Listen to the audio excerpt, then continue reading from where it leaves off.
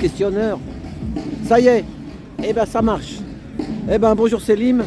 Bonjour, on est là comme tous les samedis dans le froid, il fait dans les... Moins 4, moins 3. Ouais, à peu près, bon, il n'y a pas de vent, mais bon, on sent bien le froid qui passe par les chevilles, qui sort par les oreilles. Il faut être courageux pour manifester par ces temps, par cette période. C'est ça. Il faut vraiment en vouloir. Mais bon, on n'est pas très nombreux, malheureusement, l'année s'annonce difficile. Le mouvement des Gilets jaunes, il a fondu comme neige. Et pourtant, il n'y a jamais eu autant de misère sociale. Tout le monde se plaint, tout le monde trouve la vie chère, tout le monde a du mal à se soigner. On meurt sur les brancards, on a du mal à se nourrir décemment. Les écoles, elles ne sont pas chauffées, elles sont à 8-9 degrés. Non, la situation, elle est vraiment catastrophique. Et les seuls qui ont tiré leur épingle du jeu suite au mouvement des Gilets jaunes, apparemment, il faut croire que ce sont les forces de l'ordre. C'est ça. Et ça, c'est pas terrible. Nous, on nous voulait des réponses politiques. On nous a donné une répression. On voulait qu'il y ait du financement dans les hôpitaux, dans la justice, dans l'éducation nationale et d'autres services régaliens. Et non, c'est tout parti dans la sécurité des forces de l'ordre. Il faut dire que c'est un échec total de la part de nos dirigeants politiques. Le tout sécuritaire ne ramène pas la paix sociale. C'est pas vrai. Plus que vous construirez des prisons, plus que vous les remplirez. Elle n'est pas là la solution. On avait 50 000 places de prison il y a quelques décennies de ça. On se retrouve avec 60 000 places de prison et 70 000, 75 000 prisonniers. Demain, on va faire 100 000 places de prison. On aura 150 000 prisonniers. C'est ça. On recule. Non, moi je pense qu'il faut faire de la prévention, aller en amont. La prévention, qu'est-ce que c'est? C'est anticiper, c'est faire de la politique, c'est se projeter à long terme, c'est donner de la bonne alimentation pour ne pas avoir des personnes en précarité qui vont dans la malbouffe. On sait ce qui les attend. Une personne qui est mal soignée, une personne qui est en manque d'hygiène, qui est dans un appartement, un logement insalubre, etc. etc. Et là, il n'y a plus personne, les syndicats, les ONG, tout a disparu. Tout a disparu. Mais même les commerçants, ils souffrent aussi, tout le monde souffre. Hein. Les commerçants, moi je... Parce que les gens, ils consomment de moins en moins maintenant. Hein. Je me demande comment qu'ils arrivent à tourner. Il y a beaucoup de commerçants qui sont... qui vont déposer le bilan. Non seulement ils déposent, ils sont en continuation, en redressement judiciaire. Ils font des heures pas possibles. Même s'ils gagnent 2 000 € par mois, si on ramène ça au taux horaire, ça fait 5 € de l'heure. Ils travaillent 6 jours sur 7. C'est ça. Le 7e jour, il est souvent chez le comptable ou chez le fournisseur ou dans une administration quelconque. Ils n'ont pas de repos, les artisans, les commerçants. Et là, toi, tu es venu aujourd'hui, juste, tu m'as dit, je fais le départ, tu es venu dire bonjour. Voilà, je suis venu dire bonjour et tu vas même pas faire la marche. Non. Il y en a de plus en plus qui veulent plus marcher. J'ai un peu levé le pied chez les Gilets jaunes. Je te rassure, hein, t'es pas tout seul, hein, voilà. Donc, Pourquoi Pour plein de raisons. C'est que notre mouvement, il a été il a été infiltré et il est chapeauté par des partis politiques. Et ça, c'est bien dommage. C'est ça. Que ce soit à gauche, à droite ou écolo ou autre groupe. C'est bien dommage que chacun veut tirer son épingle du jeu. Ils organisent des réunions entre eux pour faire les déclarations. Ils décident un peu tous. Non, c'est malsain. Au début des Gilets jaunes, on n'avait pas de leader. On n'avait pas de personne, de nom ou quoi que ce soit. Tout le monde était pareil. Si, il y en a eu des leaders, mais ils ont été torpillés. Si, il y en avait eu pas leaders, non, mais des gars qui parlaient plus que les autres. Non, tu sais... Si, il y en avait. Il y a eu comment... Après, on va dire que c'était des infiltrés, exfiltrés. Ces personnes-là, ce que tu appelles leaders, moi j'appelle ça des citoyens professionnels. C'est des personnes que tu vas, au début des Gilets jaunes, tu les as vus et aujourd'hui tu les revois. Au début, ils faisaient 1 million de vues, maintenant ils en font plus que 5 000, 10 000. On a bien compris la supercherie, l'ego qu'ils avaient. Ils cherchaient la lumière, mais on n'a pas besoin de ça, on n'a pas besoin de lumière. Nous, tu prends n'importe quel citoyen, gilet jaune ou autre, il regarde en bas de sa fiche de paye, il n'est pas con le gars, hein. Il sait ce qu'il gagne, il sait comment il s'en sort, il sait ce qu'il lui reste à la fin du mois, il sait combien coûte une facture électrique, un chariot pour la semaine d'alimentation, il le sait, il ne faut pas prendre des gens pour des neuneux. Ouais, mais toi, ce que tu dis là, tu parles avec le cœur, c'est la vérité vraie pour moi. Mais normalement, c'était le boulot des syndicats de parler comme ça, mais on les voit même plus, eux. Non, on les voit plus. Non, les syndicats, ce sont des fusibles. Ils sont là pour contenir la population. Ils se sont bien arrangés entre eux, avec les différents gouvernements, les différents partis politiques, pour avoir des privilèges, si on peut appeler ça des privilèges, ou des acquis sociaux, pour être plus juste. On leur les a retirés, mais ils ont prêché pour leur paroisse. Les cheminots pour les cheminots, les éboueurs pour les éboueurs. Mais si vous prenez un éboueur privé, lui, il n'a personne. C'est un éboueur. Un gars qui est ambulancier dans la fonction publique, un ambulancier dans le privé, ils font le même travail quasiment. Ils n'ont pas la même protection syndicale. Et ça, c'est pas normal. Un ouvrier reste un ouvrier. Il faut qu'il soit dans le privé ou dans le public, ou qu'il soit commerçant, il doit vivre décemment du fruit de son travail. Il doit pouvoir s'en sortir, avoir une certaine jouissance, vivre comme tout le monde, avoir son petit week-end, ses jours de repos, faire son taf, avoir sa fiche de paye et vivre de tout ça. S'il veut une voiture, qu'il puisse se payer une voiture, qu'il puisse un jour, s'il travaille bien, il gère bien son budget, devenir propriétaire. Chose qu'on ne peut plus faire.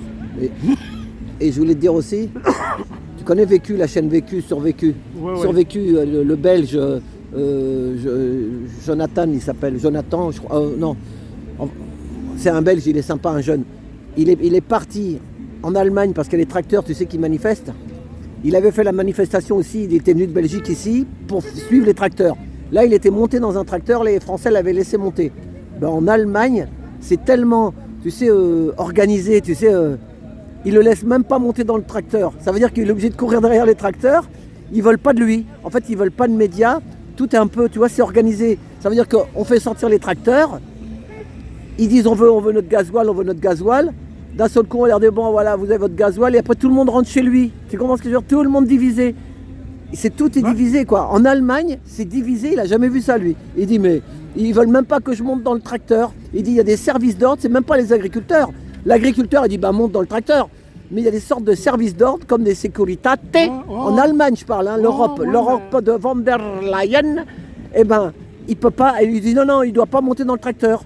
Parce qu'en fait, ils ont été boycottés par les médias allemands. Il dit mais moi je suis pas média allemand, moi il dit je suis un indépendant. Même l'indépendant, il le dégage. Ça veut dire que tout est organisé. Nous, les Gilets jaunes, au début du mouvement, avec les médias, il s'est passé un peu la même chose. On ne savait pas qui était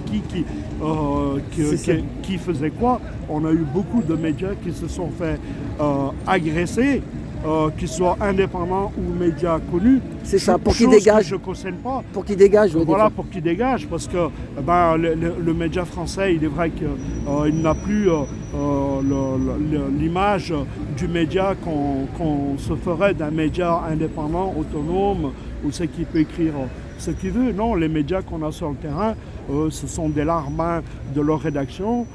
Ils filment, on a beau dire ce qu'on veut. Quand le journaliste qui est face à vous, il a beau être sympa, sincère, mais quand il va donner son travail à sa direction, à la ligne rédactionnelle. Salut, ça va Rolf? Tu vas bien? Ça va. Rolf, il est là. Bonjour Rolf. Oui, quand il va donner son travail à la ligne rédactionnelle, à la rédaction, ils vont faire des montages, des découpages et ils vont choisir un peu et orienter la conversation. La communication, c'est ça, c'est la com, ils appellent ça la com. Voilà. Ils veulent surtout pas que ça prenne de l'ampleur. En fait, tu sais pourquoi ils veulent pas que les journalistes ils montent dans le tracteur? Parce qu'ils veulent pas que ça se propage. C'est ça. Hein? Ils veulent pas qu'ils sachent. Ils veulent pas qu'ils sachent, voilà. Il l'a dit. Les agriculteurs français... Mais là, ils commencent à en parler. Aux informations, ils sont morts. Là, tu sais pourquoi ils ont peur? Je vais te dire, là, ils commencent à en parler parce qu'ils commencent à avoir peur. Tu sais pourquoi? Parce que là, ils sentent que l'attention Dans les magasins, bientôt, il n'y aura plus rien. Parce que les agriculteurs allemands, c'est eux qui reçoivent toute la marchandise. Et quand ils vont bloquer, quand ils bloquent tout ça, il n'y aura plus rien en France. Et croyez-moi, c'est pour ça qu'ils commencent à flipper. Tu vois. Et tous ces Français, ils vont s'en rendre compte, ils vont sortir au bout d'un moment. Ça, c'est sûr. C'est l'argent qui a pu, c'est pas l'agriculture. c'est l'argent. Il n'y a plus d'argent. L'agriculture en France, elle est morte il y a bien longtemps. C'est ça. Dans les années 70, il y avait 1,5 million, voire 2 millions d'agriculteurs pour 1 million de fonctionnaires au ministère de l'Agriculture. C'est ça. Maintenant, il y a 400 000 agriculteurs pour je ne sais combien de centaines de milliers de personnes qui travaillent dans le ministère de l'Agriculture. Voilà. Vous imaginez, de 2 millions, on est passé à 400 000 agriculteurs. Et tous les jours, il y a un agriculteur qui ferme ou qui se suicide. C'est ça. Et ces agriculteurs-là, ils vont voir les élus dans leur région, les députés, les sénateurs, ils frappent à toutes les portes. Ben, ils ne sont pas aidés. Nos élus, nos dirigeants politiques, ils en ont rien à foutre de notre gueule. Ils n'ont aucune humanité, ils n'ont aucune empathie, ils en ont rien à foutre que vous vous foutiez en l'air, que vous fermez votre boutique, votre commerce, votre ferme, votre situation. Enfin, ils en ont rien à foutre. C'est ça. Ils en ont rien, à moins que s'ils aient quelque chose à gagner. C'est ça. S'ils voient qu'il y a un intérêt derrière, ne vous inquiétez pas, ils vous trouveront des solutions. Il paraît qu'il faut que ça soit au peuple de prendre conscience, mais les gens, ils sont dans leur truc, ils ne prennent pas conscience. Pourquoi ils ne prennent pas conscience, les gens? Pourquoi ils ont pas, La télé leur a lavé le cerveau, tic-toc, tic-tac. Pas seulement, mais ils n'ont jamais été victimes d'aberrations étatiques. Ils n'ont jamais été victimes. Ils n'ont pas subi, quoi. De part des institutions, que ce soit le monde des banques, le monde des services de justice sociale, de santé, tout ce qu'on veut. Dès que vous avez une aberration administrative dans vos démarches, quelle que soit, une usine à gaz, et vous vous enfoncez, mais de façon grave, de quoi perdre votre situation professionnelle. Vous frappez à toutes les portes, tous les élus, il n'y en a pas, pour vous entendre, ils vous disent oui, et jamais non. Mais par contre, des suites, il n'y en a pas. Il faut qu'ils aient un intérêt, soit un intérêt politique, soit un intérêt d'avoir de l'image, de la notoriété. Ouais, j'ai sauvé ce gars, il sait qu'il va y avoir des médias. Soit il y a un intérêt sexuel, soit il y a un service, mais il y a quelque chose derrière. Ils ne donnent jamais rien sans rien, les hommes politiques, il faut le savoir. C'est ça. C'est des personnes intéressées. Et ça fait mal. Donnant, ils veulent. Vous savez, quand il y a un homme politique qui se fait taper dessus, qui se fait agresser, chose que je ne cautionne pas. Moi, je n'agresserai jamais un homme politique. Mais c'est aussi violent quand un homme politique, on sait qu'il a la solution à résoudre vos problèmes, et lui, il vous laisse crever la bouche ouverte, tout en sachant que vous êtes marié et vous avez des enfants. Alors, vous perdez votre commerce, vous perdez votre logement, ou si vous tombez malade. On peut perdre sa santé, voilà. Ça. Ils n'en ont rien à foutre. C'est ça, parce que les services hospitaliers, tout ça, ça aide de plus en plus la faillite. Qu'ils soient à gauche, à droite, écolo ou n'importe quel parti, ils n'en ont rien à foutre. Il faut qu'ils soient intéressés. Ils sont d'une immoralité totale. Il faut faire partie de leur milieu, avoir la carte pour qu'ils puissent éventuellement vous accompagner, vous trouver un travail ou vous donner un logement. C'est ce qui s'est passé chez les Gilets jaunes, pour beaucoup de Gilets jaunes. Il va falloir qu'un jour qu'on m'explique. Il y a des Gilets jaunes qui se sont engagés dès la première heure. Ils ont perdu leur travail, leur maison, ils ont été en prison, ils ont tout perdu parce qu'ils ont été engagés et ils n'adhéraient à aucun parti politique. Et il y en a d'autres, ils ont fait les pires saloperies chez les Gilets jaunes. Ils ont cassé, ils ont cramé, ils ont fait ce qu'il y a de... Et eux, ils ont eu des super avocats. Et là, je prends des renseignements. Alors, t'en as qui vont finir... je ne citerai pas les noms, mais des bonnes situations. On voit peu d'avocats là qui marchaient avec nous là. Non, on les voit plus. Non. On les voit. Tu sais, les avocats en France, ils sont morts quand Gisèle Halimi, elle est morte. Ah, voilà. Tu sais, j'ai été... Tiens, je vais te donner une info. Tu connais Gisèle Halimi? Oui, l'avocate. Bon. L'avocate, quand elle est décédée, au mois d'août, il y a 2-3 ans, on sortait du Covid. Il y avait très peu de personnes dans les rues, les gens étaient traumatisés. Et Madame Halimi, elle est décédée et elle a été inhumée au Père-Lachaise. J'y ai été, c'était à côté de chez moi, et il y avait peut-être 150 personnes. Il n'y avait que des femmes, très peu d'hommes. On était quelques-uns hommes, et que des vieilles dames, des compagnons de bataille de Gisèle Halimi, toutes des dames de 75-80 ans. Des résistantes, quoi. Voilà, toutes des résistantes. Et j'ai beaucoup discuté avec ces vieilles dames de culture. Et à côté, il y avait les enfants de la famille de Gisèle Halimi. Et moi, j'ai été voir le plus jeune des fils. Je me suis présenté à lui. Je lui ai dit, voilà, je me présente, je suis Salim Gilet Jaune. Voilà ce que je vais faire. Mais je ne le ferai pas au nom des Gilets jaunes, au nom des citoyens. Français, quoi. Voilà, des citoyens. Je dis, quand vous allez sortir de la chapelle, on va tous crier au Panthéon, au Panthéon. Et moi, j'avais été voir toutes les dames. J'aurais dit, voilà, quand ils vont sortir de la chapelle, il faudra tous qu'on crie au Panthéon, au Panthéon. Et quand ils sont sortis de la chapelle, j'en avais la chair de poule. Et depuis, ça a fait son... Ils ont crié, les gens, ils t'ont suivi alors? Non, ils ont tous suivi. Ah bah bravo. Il n'y a pas eu d'image de ça? Ça devait être beau à faire Je ne sais pas s'il y a eu des images, mais bon, on était à 150, toutes les personnes qui étaient... Il fallait avoir l'idée, c'est toi qui as eu l'idée, c'était sorti. C'est moi qui l'ai... Voilà, parce que ça t'a sorti de ton cœur, ça t'a sorti, voilà. Gisèle Halimi, je la connais depuis que je suis enfant.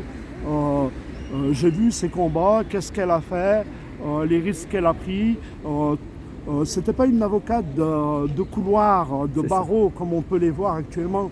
Il faut savoir que toutes les personnes qui ont été à ses côtés ont toutes été assassinées. Ah ouais. Elle aussi, on se demande comment elle a pu rester en vie.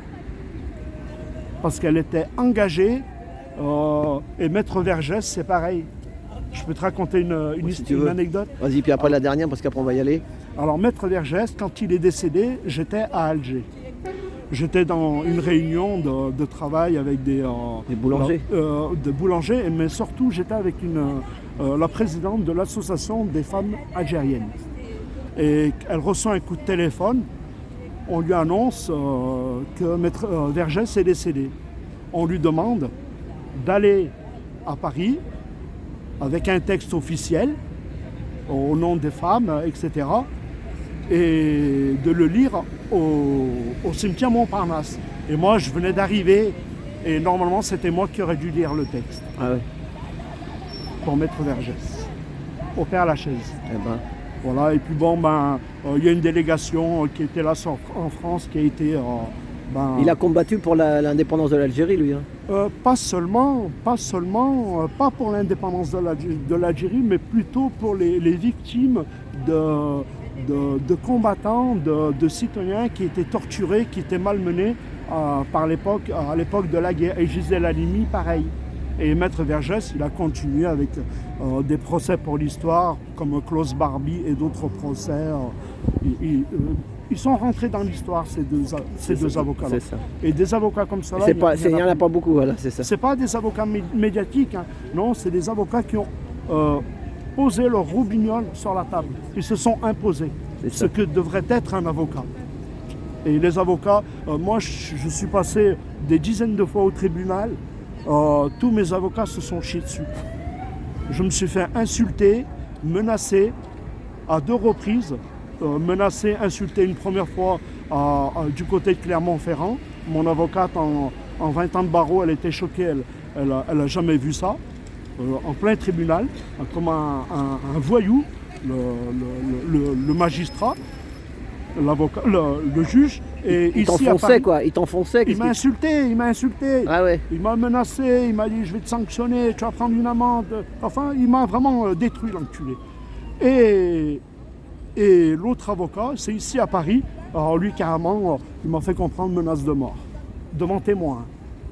Ça veut dire quoi? Il m'a fait comprendre, depuis que vous êtes arrivé à Paris, vous avez des problèmes, vous faites braquer, séquestrer, on va finir par vous descendre, alors je vous mets en liquidation judiciaire. Non, mais attends. Normalement, il aurait dû alerter le procureur. Ça, c'est la France. C'est 2 poids 2 mesures. Voilà. 2 poids 2 mesures. Non, c'est pour ça que les gens, il faut qu'ils se sentent broyés personnellement. Il faut qu'ils soient concernés pour pouvoir être engagé pleinement. C'est ça. Mais maintenant, venir chez les Gilets jaunes et demander la tête à Macron, ça n'a pas de sens. Mais pour des revendications citoyennes, réelles, mais faire de la politique, ça n'a pas de sens. Ceux qui veulent faire de la politique, il y a les urnes, vas-y. Présente-toi, essaie d'être un bon orateur, avoir de bonnes idées, tu rempliras les urnes. C'est comme un commerçant. Hein. Moi, je faisais des bonnes baguettes, j'avais la queue devant ma boutique. Si j'aurais fait des mauvaises baguettes, il n'y aura pas eu la queue. C'est ça. Ah Toi, ouais. c'est comme l'histoire de Fernand Reynaud. Tu connais l'histoire, le sketch du boulanger? Ah oui, c'est Hein? mon histoire. Voilà, c'est ton histoire. On a mis le boulanger dehors et maintenant, il n'y a plus de pain. Il ne savait plus faire le pain. Ouais. Voilà. Il vient d'Auvergne et moi je viens d'Auvergne. Et voilà, cette c'est ça. histoire, elle a été, ce sketch, dans les années 50. Regardez-le, le boulanger Fernand Reynaud. Voilà, non, c'est pas le boulanger, c'est le douanier, l'étranger. L'étranger. Mais il parlait d'un boulanger aussi. Ah oui, c'est le boulanger. douanier. C'est ça. T'as raison. Donc c'est le douanier Fernand Reynaud, mais à la fin il parle du boulanger. Ouais. Voilà. C'est ça. Alors en gros, il dit, c'est en Auvergne, dans un village, le douanier, il dit, ouais, il n'y aura jamais d'étrangers dans mon village. Et puis il apprend qu'il y a un étranger dans son village. Et au loup, tout le monde s'affole, ouais, il y a un étranger, il va manger le pain des Français, il y a l'étranger. Et alors, il découvre qui est l'étranger, il décide de l'expulser du village. Mais il s'avère que c'était le boulanger. Et ils se sont rendus compte qu'ils ne savaient pas faire le pain et ils n'avaient plus de pain, les confs. C'est ça. Bon, on va finir là-dessus. Eh ben merci. Merci À bientôt, Salim. Il Alain, est beau je te ton remercie. bonnet. Hein. Ouais, Paris. il est doublé, hein. Ouais, mais en plus il est à Paris comme ça, jaune en plus. 2 €. Ah bon? Ah bah, C'est le prix, hein, c'est où ça s'achète ça? sur le marché. Ah oui, sur les marchés. Ah, ouais. 2 € je l'ai acheté sur le marché. Ah, non. J'aurais cru que c'était plus cher moi. Hein. Ah, je le prends, je le mangerai plus tard. J'en prends 2. Ouais, vas-y. Ah, merci. Ah, merci, moi j'en prends un. Ouais. Voilà, ouais. C'est Sympa, gentil, merci. merci. On hein. prend 2 si tu veux, parce qu'il y en a plein qu'on veut le Non, prendre. non, c'est bon, c'est Non, bon. c'est Merci. Hein. Ouais, c'est bon. Bon, allez. Allez, je te remercie. Eh ben Alain. salut, bonne semaine, bon week-end et puis Bon à week-end. bientôt. Je vais au théâtre ce soir. Ah bah bon, Alors, bonne pièce. J'explique. Bon, moi j'ai pas mal de contacts et depuis 2 mois, j'offre des places de théâtre, de cinéma, de concert à des personnes, des gilets jaunes qui sont en précarité, des femmes qui ont des enfants avec leur mari. Comme là, j'ai invité pour le concert de Christophe Maé 3 personnes, un couple et leur gamine de 10 ans. Première fois de sa vie, la gamine qu'elle voyait un concert, surtout alors. à Bercy, et Christophe Maé, un super concert. ben. Ensuite, je les ai invités au cirque de Pékin. Ce soir, j'ai invité des personnes pour aller au théâtre. Voilà, Et c'est lundi, parce qu'on c'est pas ton argent, c'est on te donne des places, c'est on ça. me donne des places. Voilà, c'est On ça. me donne des places. Voilà, en fait, c'est ce qu'il y a à mon avis, des fois c'est qu'il reste des places libres. Et ben au lieu de laisser la salle un peu vide, ils préfèrent distribuer, au moins comme ça on en profite. C'est comme Voilà. les invendus. C'est Tu sais, ça. les invendus au lieu de tout jeter et mettre du gasoil dessus, et ben redonnons ça à ceux qui en ont pas pour un peu faire plaisir. Ça s'appelle la solidarité. Là, lundi soir, je passe la soirée avec. Il va présenter son livre, Majid Cherfi, le chanteur de Zobda. Ah ouais. Lui, et puis. Ça sera où, ça dans le 18e. Ah ouais. Lundi. Lundi, à 18h30, je crois, ouais. Bon, on va échanger un peu parce que quand il était jeune, on organisait des concerts. Ah ouais. Et il y avait Zobda, la Mano Negra, Noir Désir et d'autres groupes, les Parabellum. C'est ça. Oh, Il luttait, hein, ils sont de Toulouse. Eux. Non, ouais, de Toulouse. De Ils Toulouse. sont de Toulouse, ouais. Ok. Ils sont de Toulouse et on ne s'est pas revus depuis près de 30 ans. Ouais, non. Bon, ok. À Bon, allez, bientôt. eh ben salut. Eh ben merci, Ciao, un bon week-end. Merci Salim. Allez.